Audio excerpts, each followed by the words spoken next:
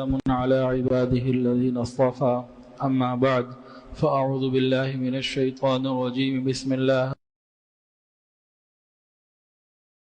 الرحمن الرحيم حليما سبحان ربك رب العزة عما يصفون وسلام على المرسلين والحمد لله رب العالمين اللهم صل على سيدنا ومولانا محمد وعلى آل سيدنا ومولانا محمد وبارك وسلم اللهم صل على سيدنا ومولانا محمد وعلى آل سيدنا ومولانا محمد وبارك وسلم اللهم صل على سيدنا ومولانا محمد وعلى آل سيدنا ومولانا محمد وبارك وسلم.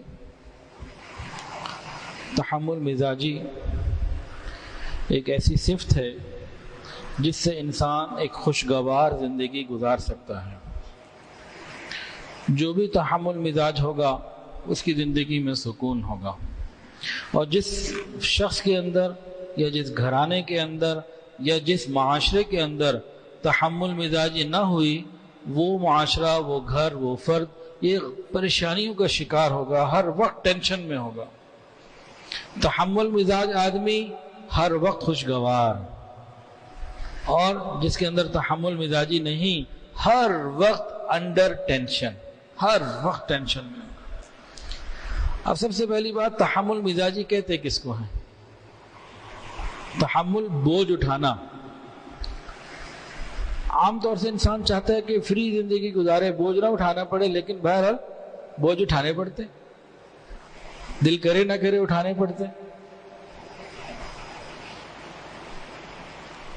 انسان کے اندر انتقام کا جذبہ بھی ہے، وہ سبھی نکال سکتا ہے، لیکن یہ دوسرے کی تکلیف کے اوپر صبر کر لیتا ہے، معاف کر دیتا ہے، درگزر کر لیتا ہے، برداشت کر لیتا ہے، تو یہ تحمل مزاجی اسے کہتے ہیں.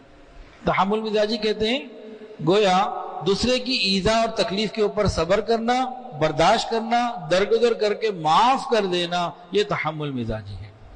جس کو یہ نعمت مل گئی یہ خوشگوار زندگی گزارے گا، اور جس کو یہ نعمت نہ ملی ہر وقت پریشان، ہر وقت پریشان.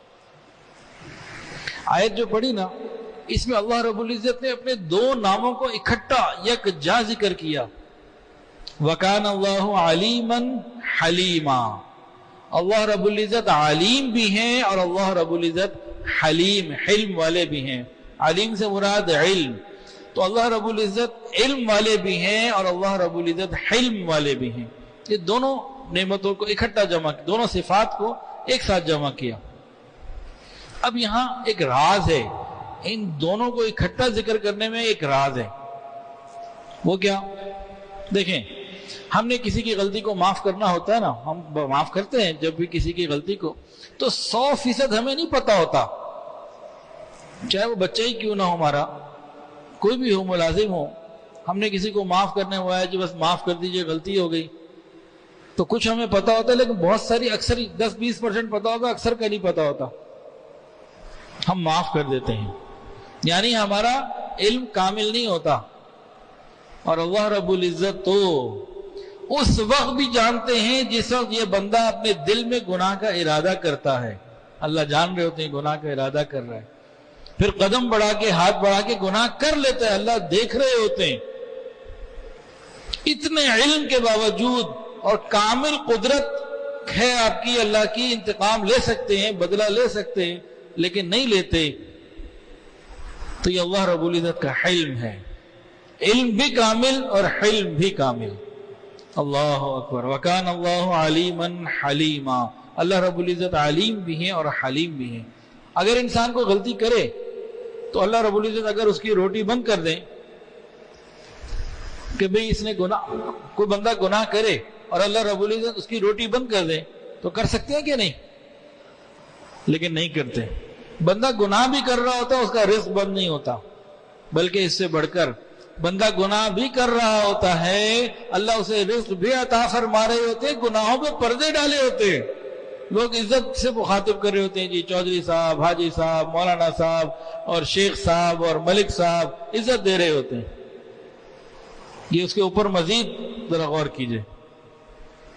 ایک اللہ والے تھے، ابن عطا اسکندری رحمۃ اللہ علیہ ایک عجیب بات انہوں نے فرمایا اے دوست، جس نے تیری تعریف کی اس نے در حقیقت پروردگار کی ستاری کی تعریف کی۔ اے دوست، جس نے تیری تعریف کی در حقیقت اس نے پروردگار کی ستاری کی تعریف کی۔ اگر اس نے تیرے عیبوں کو چھپایا نہ ہوتا تو تیری تعریف ہی کوئی نہ کرتا۔ اور سچی بات ہے یہ، اگر ہمارے گناہوں میں بدبو آنے لگے ہمیں ساتھ کون بٹھائے؟ ہمارے عیبوں کو لوگوں پہ کھول دیا جائے، ہمارا کیا بنے؟ تو اللہ رب العزت کا علم کتنا کامل اور حلم، تو وَكَانَ اللَّهُ عَلِيمًا حَلِيمًا، وہ علیم بھی ہے اور حلیم بھی ہے۔ یہ اللہ تعالیٰ کا احسان ہے ہمارے اوپر۔ اچھا، اس امت محمدیہ کے ساتھ اللہ رب العزت کی ایک اور بڑی خاص رحمت ہے، بہت خاص۔ مثال بڑی مزیدار ہے اور دل سے شکر نکلنا چاہیے۔ بات اگر سمجھ میں آ جائے تو دلوں سے اللہ کا شکر ادا کریں، نہ سمجھ میں آئے تو پھر اپنی عقل کا ماتم کر لیجئے گا۔ ذرا غور کیجئے، حضرت آدم علیہ السلام سے ایک بھول ہو گئی۔ قرآن میں آتا ہے وَلَمْ نَجِدْ لَهُ عَزْمًا، ان کا کوئی نافرمانی کا ارادہ نہیں تھا، بھول ہو گئی۔ ہوا کیا؟ جنت کی پوشاک کپڑے اتروا لیے گئے، جنت گھر تھا وہاں سے باہر نکال دیا گیا، اور اس بھول کے چرچے ساری دنیا میں ہو گئے۔ قرآن میں آ گیا نا تو ساری دنیا میں چرچے ہو گئے۔ تین باتیں ہوئیں، لباس اتر گیا، گھر سے نکلنا پڑا، اور اس کے چرچے ہو گئے۔ اس امت محمدیہ کے نوجوان سے کوئی غلطی ہو جائے، اللہ کتنی مہربانی فرماتے ہیں، یہ لباس اتار کر گناہ کرتا ہے، اللہ لباس واپس عطا فرما دیتے ہیں۔ یہ گھر سے نکل کر گناہ کرتا ہے، اللہ گھر واپس پہنچا دیتے ہیں اور پردے بھی ڈال دیتے ہیں۔ اب غور کیجئے کتنا اس کا احسان ہے ہمارے اوپر۔ وَكَانَ اللَّهُ عَلِيمًا حَلِيمًا، اللہ علم والے بھی ہیں اور اللہ حلم والے بھی ہیں۔ تو یہ حلم کی صفت ہمارے اندر بھی ہونی چاہیے۔ اللہ اکبر کبیرہ۔ حضرت صدیق اکبر رضی اللہ تعالیٰ عنہ فرمایا کرتے تھے کہ علم کی زینت حلم کے ساتھ ہے، علم کی زینت حلم کے ساتھ ہے۔ آج کل علم کی صفت تو مل جاتی ہے لیکن حلم، برداشت نہیں ہمارے اندر رہی، بلکہ شیطان نے ایسا چکر ڈالا کہ جس کو غصہ زیادہ آتا ہے نا، یعنی برداشت نہیں ہے، ہر ایک پہ غصہ، بے جا غصہ، وہ جی بڑا صاحب جلال ہے جی، اس بیماری کا اتنا خوبصورت نام رکھ دیا بندہ علاج ہی نہ کرائے کہ جی بڑے جلالی ہیں جی، بڑے جلال والے ہیں۔ یہ بیمار ہے، اس کو بتاؤ کہ تمہارا غصہ غلط ہے۔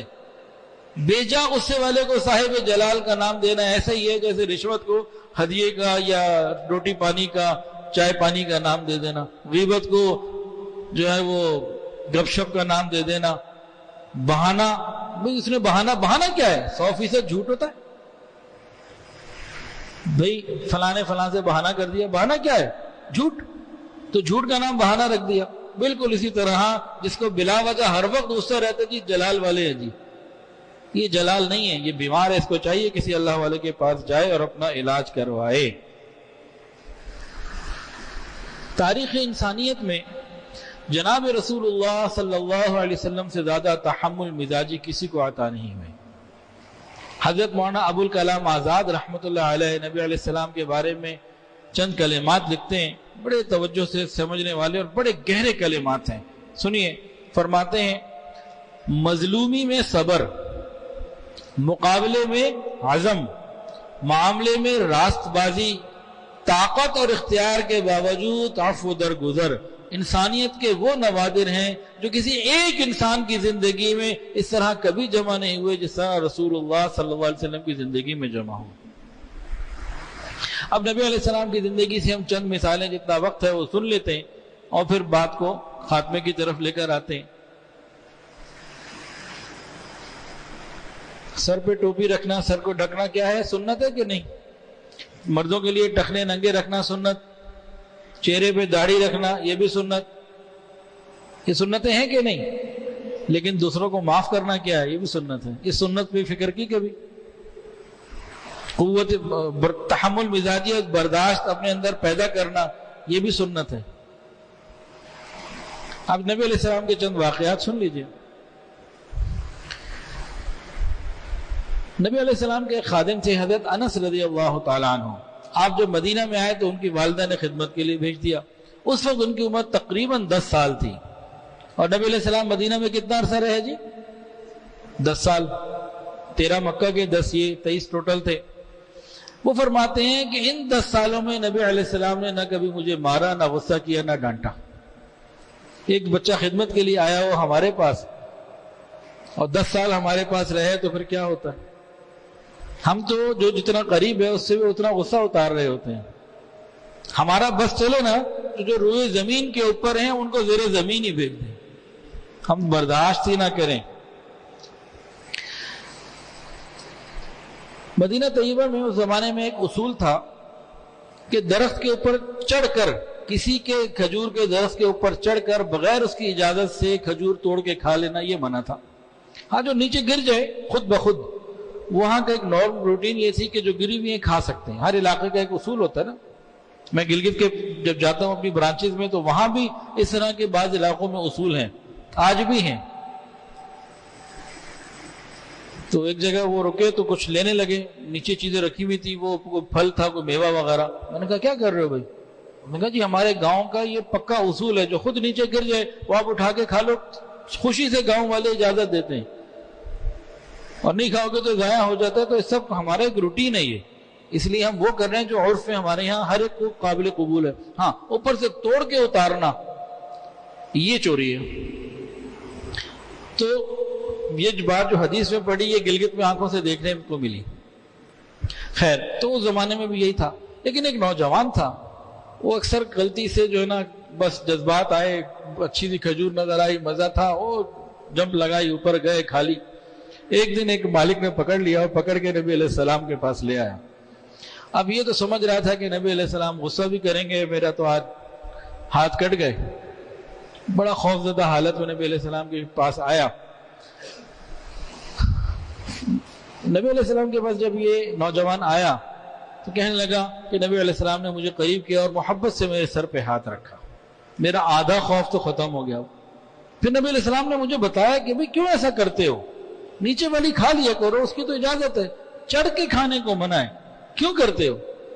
نوجوان معذرت کے ساتھ کہنے لگا بس غلطی ہو گئی، بھوک ایسی لگتی ہے کہ بس چڑھ جاتا ہوں، آئندہ نہیں کروں گا، بس مجھے معاف کر دیں، آئندہ کبھی نہیں کروں گا. تو نبی علیہ السلام نے اس کے لیے دعا کی، اے اللہ اس نوجوان کے فقر کو ختم فرما اور اس کو معاف فرما.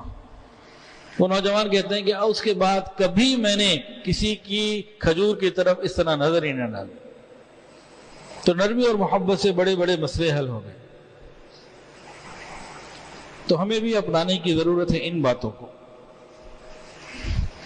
ہمیں عائشہ صدیقہ رضی اللہ تعالیٰ عنہ، اب ذرا میاں بیوی کی 2 باتیں بھی سن لیجئے. خوشگوار ازدواجی زندگی کے لیے تحمل مزاجی انتہائی ضروری. جس خاوند کے اندر تحمل مزاجی نہیں، یہ خوشگوار ازدواجی زندگی گزار ہی نہیں سکتا. حضور صلی اللہ علیہ وسلم اور امی عائشہ رضی اللہ تعالیٰ عنہ آپس میں کوئی بات چیت ہو گئی. تو نبی علیہ السلام نے فرمایا کہ اچھا ابو بکر سے فیصلہ کرواتے ہیں. صدیق اکبر آ ہی گئے تھے کہ جی ان سے فیصلہ کروا لیتے ہیں. اب حضور نے پوچھا عائشہ تم پہلے بتاؤ گی کہ میں پہلے بتاؤں؟ وہ روانی میں ایک بات فرما گئی، کہنے لگی آپ ہی پہلے بتا دیں لیکن سچ سچ بتائیے گا. اب صدیق اکبر تو باپ تھے، تو غصہ آیا، بیٹی کو تھپڑ لگا دیا. تجھے تیری ماں روئے، نبی علیہ السلام کو یہ کہہ رہی ہو؟ نبی علیہ السلام نے جب دیکھا کہ ابو بکر صدیق غصے میں آ گئے تو ان کو کہا جناب آپ جائیے، ہم نے آپ سے فیصلہ تو کروانے کا سوچا تھا لیکن سزا تھوڑی کسی کو دلوانی تھی، آپ جائیے. اب جب باپ کا تھپڑ پڑا تو یہ پیچھے امی عائشہ رضی اللہ تعالیٰ نبی علیہ السلام کے پیچھے آگے چھپ گئی کہ باپ مزید نہ کوئی بات کرے یا تھپڑ لگائے. اب نبی علیہ السلام نے ان کو بھیج دیا، وہ چلے گئے. اس کے بعد نبی علیہ السلام نے رخ ان کی طرف کیا اور فرمایا دیکھ تجھے تیرے باپ کے دوسرے تھپڑ سے میں نے بچایا نا. بولو یہ بات ہی ختم ہو گئی.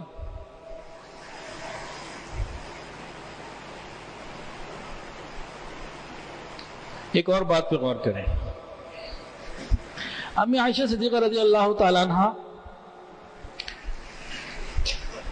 جب کوئی اسی سوکن کی طرف سے کوئی کھانے پینے کی چیز آتی تھی نا تو ان کو غیرت آتی تھی کہ بھئی نبی علیہ السلام آج رات میرے پاس ہے تو جو میں نے پکایا ہے، جو میرے پاس گھر میں موجود ہے، چاہے پانی ہے کچھ بھی ہے، تو بس میرے پاس ہے، کوئی سوکن کچھ بھیج دیتی نا بعض دفعہ ذرا غیرت آ جاتی تھی۔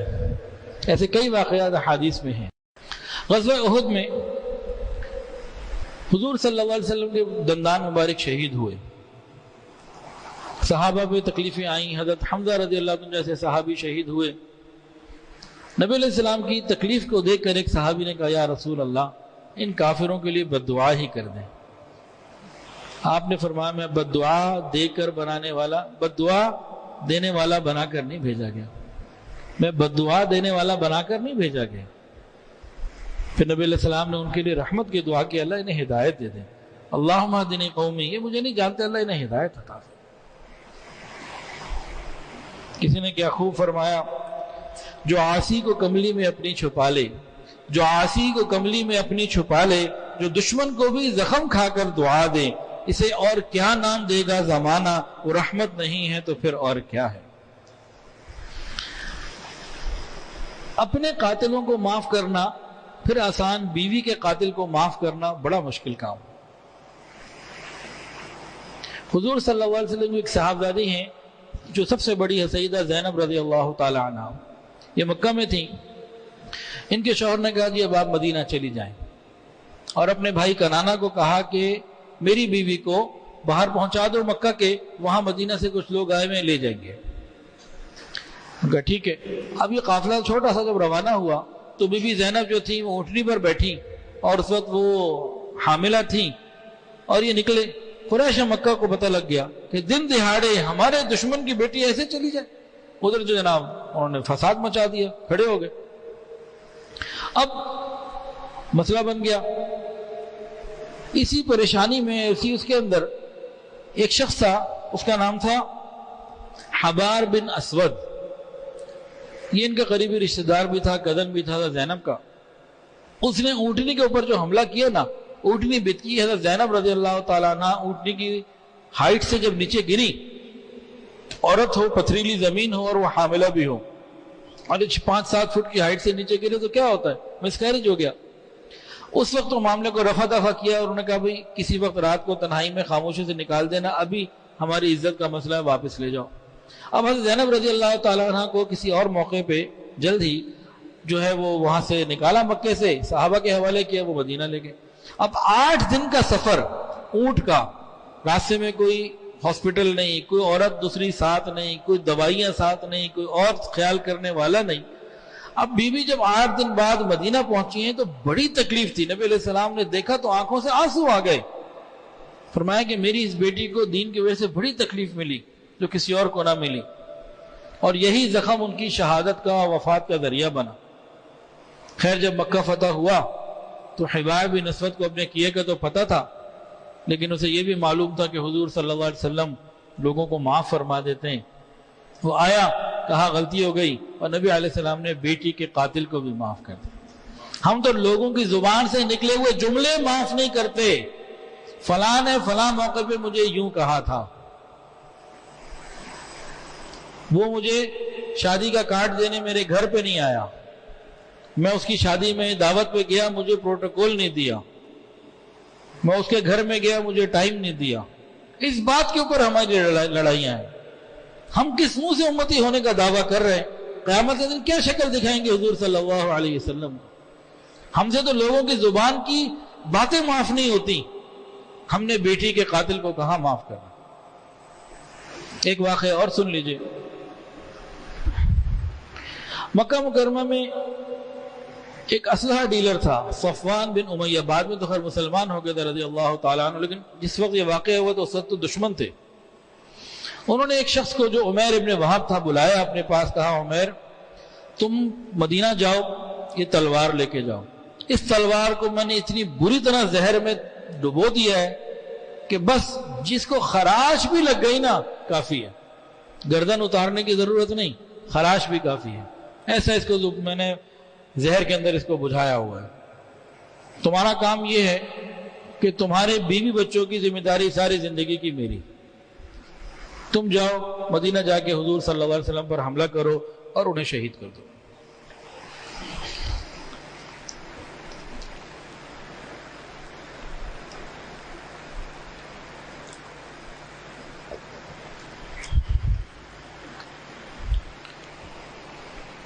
عمیر بن وہب غریب آدمی تھا، لالچ آ گئی، چل پڑا۔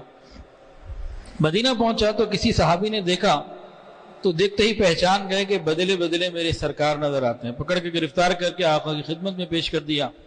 نبی علیہ السلام نے پوچھا تو صاف صاف بتا دیا کہ صفوان بن امیہ نے اس طریقے سے مجھے بھیجا ہے، یہ تلوار ہے، میں تو آپ کو قتل کرنے کے ارادے سے نکلا ہوں۔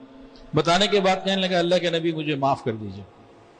نبی علیہ السلام نے فرمایا تم چلے جاؤ، معاف کیا۔ یہ مکہ آ گئے واپس۔ اللہ کی شان، جب فتح مکہ ہوا نا تو عمیر بن وہب نبی علیہ السلام کی خدمت میں آ کے حاضر ہوئے، کلمہ پڑھ کے مسلمان ہو گئے۔ اور اس وقت کہا ہے اللہ کے نبی صفوان بن امیہ کو بھی معاف کر دیجئے، صفوان بن امیہ کو بھی معاف کر دیجئے۔ وہ مکہ چھوڑ کے بھاگ گیا ہے، مکہ کے سرداروں میں سے تھا۔ نبی علیہ السلام نے فرمایا اچھا اسے بھی معاف کیا۔ اب عمیر بن وہب نے کہا میں ایک عام سا آدمی ہوں، بہت بڑا سردار ہے، میں اگر اس کے پاس چلا بھی جاؤں، کہہ بھی دوں کہ آپ کو معافی مل گئی، میری بات نہیں مانے گا، آپ کوئی نشانی دے دیجئے۔ رسول اللہ صلی اللہ علیہ وسلم نے اپنی پگڑی اتار کے دے دی کہ یہ پگڑی لے جاؤ، خدا کے دشمن کو جا کے بتا دو، میرے قتل کے منصوبے کرنے والوں کو بتا دو، مدینہ ختم کرنے والے کو بتا دو کہ تجھے معاف کر دیا گیا۔ حضور نے اپنی مبارک پگڑی اس کو دے دی کہ جاؤ جا کے صفوان کو بتا دو۔ اب عمیر بن وہب صفوان کو تلاش کرنے نکلا، ایک جگہ ملاقات ہو گئی، کہا بھی چلو واپس چلیں، میں نے تو معافی مانگ لی ہے۔ کہا جی میں تو نہیں آ سکتا، مجھے تو قتل کر دیں گے، میں نے تو اتنے کام کیے، خالی ایک تمہیں تو نہیں بھیجا تھا۔ کہا جی تمہارے لیے میں امان لے کر آؤں، یہ ہو ہی نہیں سکتا کہ مجھے امان دے دیں، وہ میں نہیں مانتا۔ اس نے پھر عمیر بن وہب رضی اللہ تعالیٰ عنہ نے نبی علیہ السلام کی مبارک پگڑی عمامہ نکال کے دکھایا کہ دیکھو وہ اتنے دل والے ہیں، اتنے معاف کرنے والے ہیں، تمہاری معافی کے لیے اپنا عمامہ بھیجا ہے۔ اب عمامہ دیکھ کے تو وہ بھی ہل گیا، اللہ اکبر۔ پھر وہ نبی علیہ السلام کے پاس آئے اور جی میں نے سنا ہے آپ نے مجھے معاف کر دیا، میرا تو ابھی اسلام لانے کا کوئی ارادہ نہیں۔ نبی علیہ السلام نے فرمایا ہاں تمہیں امان دے دیے، اسلام تم نہیں لانا چاہتے تو وہ ایک الگ بات ہے، امان تمہیں دے دی۔ اچھا ایسا کریں آپ مجھے نا 2 مہینے کی مہلت دے دیں، میں ذرا سوچ لوں۔ فرمایا 4 مہینے کی مہلت لے لو۔ وہ مہلت کیا پوری ہونی تھی، اس سے پہلے ہی کلمہ پڑھ کے مسلمان ہو گئے۔ تو حضور صلی اللہ علیہ وسلم نے تو ہر ایک کو معاف کیا اور ہر ایک کے ساتھ درگزر کا معاملہ کیا۔ واقعات تو بہت ہیں، اللہ ہمیں بھی اس بات کے اوپر سمجھ عطا فرمائے۔ ہم ذرا سی بات پہ ببھر جاتے ہیں، اپنے آپ میں بھی نہیں رہتے، لوگوں کی چھوٹی چھوٹی غلطیوں کو معاف نہیں کرتے، کہتے ہیں میں اس کو رگڑ کے لاؤں، اس کی ناک رگڑاؤں گا، رگڑ کے رکھوں گا۔ بیوی سے کوئی غلطی ہو جائے اس کو معاف نہیں کرتے، اس کی غلطی کو اپنے ماں باپ کے سامنے، لوگوں کے سامنے جو ہے وہ ذکر کرتے ہیں، اس کی عزت نفس بھی مجروح کرتے ہیں۔ وہ معافی مانگ بھی رہی ہو تو ہم معاف نہیں کرتے۔ ہم کس منہ سے نبی علیہ السلام کو قیامت کے دن چہرہ دکھائیں گے؟ اختلاف رائے کو دشمنی بنانے سے بچیں۔ اختلاف رائے ہونا کوئی بری بات نہیں ہے، حدود کے اندر رہتے ہوئے اختلاف رائے کوئی بری بات نہیں ہے، لیکن اس کو دشمنی نہیں بنانا، اس کی وجہ سے نفرتیں دل میں نہیں پالنی، دلوں میں محبتیں پیدا کرنی ہے، اس سے ہمارے لیے آسانیاں ہوں گی۔ تو تحمل مزاجی ایسی صفت ہے جس سے انسان خوشگوار زندگی گزارتا ہے، اور جس کے اندر تحمل مزاجی نہیں، ہر وقت انڈر ٹینشن، یہ زندگی پریشان۔ تو چند واقعات ہم نے نبی علیہ السلام کے سنے، اور بالکل شروع میں اللہ رب العزت کی علیمن حلیمہ والی صفات بھی سمجھی۔ اللہ ہمیں بھی یہ صفات عطا فرمائے۔ اب ایک بات سن لیجئے، بڑی زبردست 10 صورتیں، اور ان 10 صورتوں کے 10 فضائل ہیں، تو یاد بھی کر لیں، ہو جائیں گی۔ جمعے کے بعد کوئی پوچھ لے بتا دیں گے، ریکارڈ ہو رہا ہے، کلپ بعد میں مل سکتا ہے، تو کوئی مشکل نہیں ہے، کتاب بھی میرے پاس ہے، اس سے بھی دیکھ سکتے ہیں۔ تو 10 صورتیں ایسی ہیں جن کو ہم اپنی زندگی کا حصہ بنا لیں، اپنے عمل میں لے آئیں، تو یہ برکتیں ہمیں ضرور ملیں گی۔ علامہ جلال الدین سیوطی رحمۃ اللہ علیہ، علامہ جلال الدین سیوطی رحمۃ اللہ نے لکھا ہے کہ 10 چیزیں 10 چیزوں کو روک دیتی ہیں۔ اب دل کے کانوں سے سن لیجئے، ان پر عمل کر لیجئے، آپ کو کسی عامل کے پاس جانے کی انشاءاللہ کبھی ضرورت نہیں پڑے گی۔ پہلی بات، الفاتحہ تمنع غضب الرب، جو شخص سورہ فاتحہ کی تلاوت کرتا رہتا ہے اللہ تعالیٰ کے غضب سے سورہ فاتحہ اس کو بچا لیتی ہے۔ غضب ربی سے بچنا ہو تو سورہ فاتحہ کی تلاوت کیجئے۔ یاسین تمنع وقت القیامہ، سورہ یاسین کی تلاوت قیامت کے دن کی پیاس بجھا دیتی ہے، تو قیامت کے دن کی پیاس بجھانے کے لیے سورہ یاسین کی تلاوت کیجئے۔ الدخان تمنع من احوال القیامہ، 25ویں سپارے میں ایک سورت ہے 3 رکوع کی سورت دخان، جو روز تلاوت کرے گا قیامت کی ہولناکیوں میں، جب سورج بھی قریب ہوگا، زمین تپ رہی ہوگی، عرش کے سوا کوئی سایہ نہ ہوگا، اس وقت اس ہولناکیوں میں اللہ تعالیٰ اسے بچا لے۔ ہر شخص اپنے پسینے میں ڈوبا ہوا ہوگا، ہر شخص اپنے گناہوں کے بقدر پسینے میں ڈوبا ہوا ہوگا۔ نبی علیہ السلام نے فرمایا کوئی گھٹنوں تک، کوئی ٹخنے تک، کوئی گھٹنے تک، کوئی کمر تک اور کوئی گردن تک، وہ قیامت کا پسینہ اور گرمی ہوگی۔ یوں سمجھ لیجئے کہ ہر شخص اپنے گناہوں کے پسینے میں بوائل ہو رہا ہوگا، وہ خالی ڈوبا ہوا نہیں ہوگا، وہ بوائل ہو رہا ہوگا۔ چوتھی بات، الواقعہ تمنع الفقر والفاقہ، روزانہ مغرب کی نماز کے بعد سورہ واقعہ کی تلاوت فقر اور فاقے سے بچا لیتی ہے۔ بھئی رزق کی تنگی کا معاملہ ہے، قرض ہے، سورہ واقعہ کی تلاوت کیجئے، اللہ تعالیٰ رحمت فرما دیں گے۔ 5ویں سورت تو بڑی پیاری ہے جی، الملک تمنع عذاب القبر، سورہ ملک کی روزانہ تلاوت کرنا یہ قبر کے عذاب سے بچا لیتا ہے۔ ہم رات کو سوتے ہیں نا، اے سی ٹھیک نہ ہو تو نیند آتی ہے کہ نہیں؟ رات کو چند مچھر، 5-7 مچھر کمرے میں آ جائیں اور آپ کے پاس کوئی ماسکیٹو کلر کسی بھی طریقے کا انتظام نہ ہو تو پھر نیند آتی ہے کہ نہیں؟ اور لائٹ ہی چلی جائے پھر کیا ہوتا ہے؟ آپ کے پاس اے سی پنکھا سب بند ہو جائے، یو پی ایس ہے، سولر ہے، سب ختم ہو جائے، اب کیا ہوتا ہے راتوں میں؟ حالانکہ اتنا بڑا کمرہ ہوتا ہے، اس میں جناب 6 بائی 6 فٹ کا بیڈ بھی ہوتا ہے، سب کچھ کے باوجود، اور اوپر چھت بھی اوپر فاصلے سے ہوتی ہے، تو یہ چیزیں موجود نہ ہو تو رات کو کمرے میں بھی سکون نہیں ملتا۔ تو قبر تو چھوٹی سی جگہ ہے، چوڑائی 2 فٹ سمجھ لیں اور لمبائی کیا ہے 6 فٹ سمجھ لیں، ہائٹ کتنی ہے؟ چند فٹ کی ہائٹ ہے۔ کیا وہاں ہمیں آسانیاں نہیں چاہیے؟ یہاں تو مچھر اور مکھی کی پریشانی، وہاں سانپ اور بچھو کا معاملہ، پھر یہاں رات چند گھنٹے بعد گزرے گی، صبح آ ہی جائے گی، لائٹ گئی بھی آ ہی جائے گی، وہاں تو قیامت کی صبح تک رہنا ہے بھائی۔ تو وہاں کی آسانی اگر چاہیے تو روزانہ سورہ ملک کی تلاوت کریں۔ اور حدیث کے اندر آتا ہے، نبی علیہ السلام نے فرمایا میرے دل کی خواہش ہے کہ ایک سورت ایسی ہے جو میرے ہر امتی کے دل میں ہو، یاد ہو، سب کو زبانی یاد ہو، سورہ ملک ہے، 30 آیات، آپ نے فرمایا کہ 30 آیات ہیں سورہ ملک کی، تو جن کو تو یاد ہے روز پڑھیں، جن کو یاد نہ ہو دیکھ کے پڑھیں، اور یاد ہر آدمی کرنے کی کوشش کرے۔ ایک آدمی کہتا ہے جی میرا حافظہ کمزور ہو گیا، میں کیسے یاد کروں؟ حضور صلی اللہ علیہ وسلم کی خواہش کو سامنے رکھ کر یاد کرنا شروع کرے، ایک آیت بھی روز یاد ہو گئی تو 1 مہینے میں یاد ہو جائے گی، آدھی آیت بھی روز یاد ہو گئی تو 2 مہینے میں یاد ہو جائے گی۔ کیا اتنے ہم کمزور ہو گئے کہ آدھی آیت بھی یاد نہیں کر سکتے؟ بھئی 3 مہینے میں یاد ہو جائے گی، کیا اپنے محبوب کی، اپنے نبی کی اس خواہش کو نہیں پورا کر سکتے؟ جو حضور صلی اللہ علیہ وسلم کی خواہش کو پورا کرنے کا ارادہ کر چکے ہیں، ہاتھ کھڑے کریں۔ مجھے تو الحمدللہ یاد ہے، میں پڑھتا بھی ہوں، ہاتھ پھر بھی کھڑے کر دیا آپ کے ساتھ۔ سورہ ملک یاد کریں، روز پڑھیں۔ تو سورہ ملک کا فائدہ کیا بتایا تھا جی؟ قبر کے عذاب سے بچا لیتی ہے۔ چھٹی بات، الکوثر، سورہ کوثر کے بارے میں فرمایا کہ یہ دشمنوں کے جھگڑے سے بچا لیتی ہے۔ ہمیں جھگڑا کرنے کی، جواب دینے کی کیا ضرورت ہے؟ سورہ کوثر کی تلاوت کریں، اللہ تعالیٰ ہمیں جھگڑوں سے نکال لیں گے، بچا لیں گے۔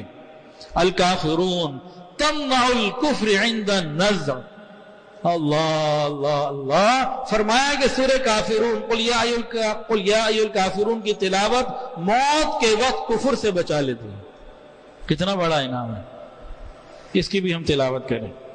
الاخلاص تمنع النفاق، سورہ اخلاص یہ نفاق سے، دو رنگی سے بچا لیتی ہے. اور سورہ فلق، الفلق تمنع حسد الحاسدین، قل اعوذ برب الفلق کی کثرت کے ساتھ تلاوت یہ حاسدین کے حسد سے بچا لیتی ہے. اور والناس تمنع الوساوس، سورہ ناس وساوس سے بچا لیتی ہے. تو یہ 10 صورتیں ہمارے پاس موجود ہیں، ان کو ہم اپنی زندگی کے عمل میں لائیں، ان کو نمازوں میں پڑھیں اور ویسے تلاوت کرتے رہیں. اللہ یہ ساری نعمتیں ہمیں عطا فرما دیں گے اور اللہ تعالیٰ ہمیں آسانیاں بھی عطا فرما دیں گے. تو ہم اس کو اپنی زندگی میں لے کر آئیں، ان کی برکتوں کو خود پائیں. تحمل مزاجی کا فائدہ انسان خوش رہتا ہے، اور جس کے اندر تحمل مزاجی نہ ہو وہ بیوی سے ناراض، بھائی سے ناراض، بہن سے ناراض، چاچا سے ناراض، تایا سے ناراض، پڑوسی سے ناراض، ہر ایک سے ناراض، یا اکثر لوگوں سے ناراض رہتا ہے. تو تحمل مزاجی ہم اللہ سے مانگے، یا اللہ یہ ہمیں عطا فرما. ایک انمول موتی آپ کو دینا چاہتے ہیں، دے دیں جی؟ چلیں لے لیں جی، بغیر پیسوں کے لے لیں.